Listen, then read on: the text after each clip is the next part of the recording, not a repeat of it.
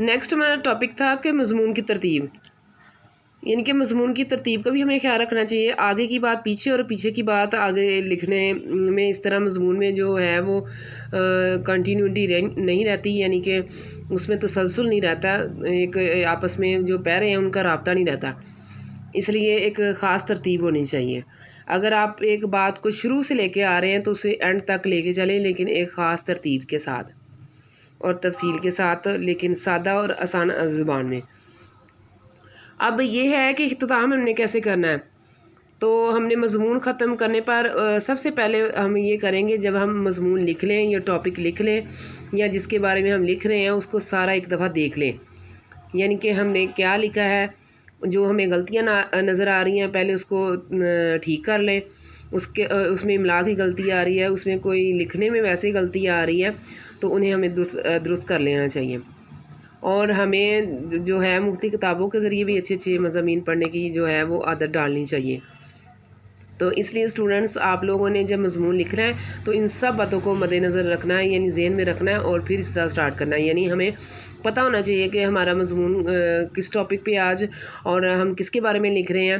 تو جیسے میں نے آپ کو بتایا کہ ہم نبی پاک صلی اللہ علیہ وسلم کے بارے میں لکھ رہے ہیں، تو اس میں حدیث قرآن کا بھی حوالہ دیا جا سکتا ہے. اور اس میں نبی پاک صلی اللہ علیہ وسلم کے جو زندگی کے واقعات ہیں ان کے بارے میں، اگر ہم علامہ اقبال کا مضمون لکھ رہے ہیں تو اس میں شعر و شاعری بھی کر سکتے ہیں، کیونکہ وہ ایک شاعر تھے اور اس کے بارے میں ان کو شعر لکھ کے تو ہم اس میں ایڈ کر سکتے ہیں. قائد اعظم کے بارے میں لکھ رہے ہیں تو جو قائد اعظم کے اقوال تھے، بہترین اقوال، تو جو موٹو تھے یعنی کہ اقوال ان کے، وہ ہم ایڈ کر سکتے ہیں. اگر ہم وطن کے بارے میں لکھ رہے ہیں تو پاکستان کے بارے میں بھی ہم جو ہے قرآن حدیث سے بھی حوالہ دے سکتے ہیں، یعنی کہ یہ کس رات کو قائم ہوا، کون سی رات تھی، مبارک رات تھی. اور کچھ شعر بھی ایڈ کر سکتے ہیں وطن کے حوالے سے. اور جو ہے سادہ اور ایزی زبان میں ہمارا جو ہے مضمون ہونا چاہیے. اگر ہم اسکول کے بارے میں لکھ رہے ہیں تو اسکول میں بھی ہم جو ہے وہ مختلف ٹاپک رکھیں گے. جیسے کہ ایک فرض کریں آپ اسکول کے بارے میں لکھ رہے ہیں تو سب سے پہلے ہم اسکول کا دیکھیں گے کہ اسکول کہاں پہ واقع ہے، اس کی عمارت کیسی ہے، اور وہاں پہ جو ہے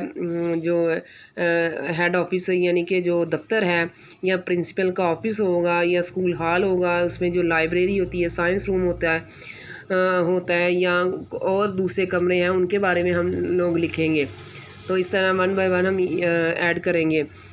اس طرح اگر آپ استاد کے بارے میں لکھ رہے ہیں تو استاد کے بارے میں بھی آپ نے ذرا دھیان سے سوچ سمجھ کے جو ہے اس کو ٹاپک کو لے کے چلنا ہے کہ آپ کسی بڑے کے بارے میں لکھ رہے ہیں تو اس میں آپ کا کیا طریقہ کار ہونا چاہیے اور آپ کو کیسے لکھنا چاہیے. اگر اپنے دوست کے بارے میں لکھنا ہے تو آپ نے تب بھی ہر چیز کو ذہن میں رکھنا ہے، مد نظر رکھنا ہے کہ کیا کیسے لکھیں گے ہم. اگر وقت کی پابندی ہے یا ورزش کے فوائد ہیں، اس طرح کے اور مضامین ہیں، تو یہ سارا ہم اس میں مختلف جو ہے مقولے وغیرہ ایڈ کر سکتے ہیں. مختلف دلچسپ اپنے زندگی کے واقعات بھی اس میں ایڈ کر سکتے ہیں. اگر آپ اپنی زندگی کا کوئی اہم واقعہ لکھ رہے ہو مضمون کی شکل میں، جیسے فرض کریں آپ کا ایک یادگار سفر،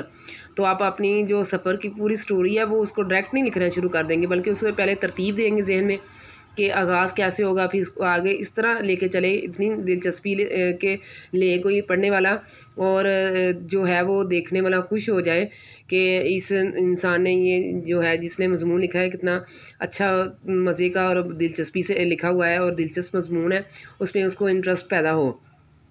تو اس لیے اینڈ بھی اس کا اس طرح ہونا چاہیے کہ کوئی تشنگی نہ رہ جائے، یعنی کہ مضمون میں کوئی کسی قسم کی کمی بیشی نہ رہ جائے. جو آپ نے ٹاپک شروع کیا ہے اس کو اینڈ تک لے کے چلیں اور اس طرح اس کا اختتام کریں.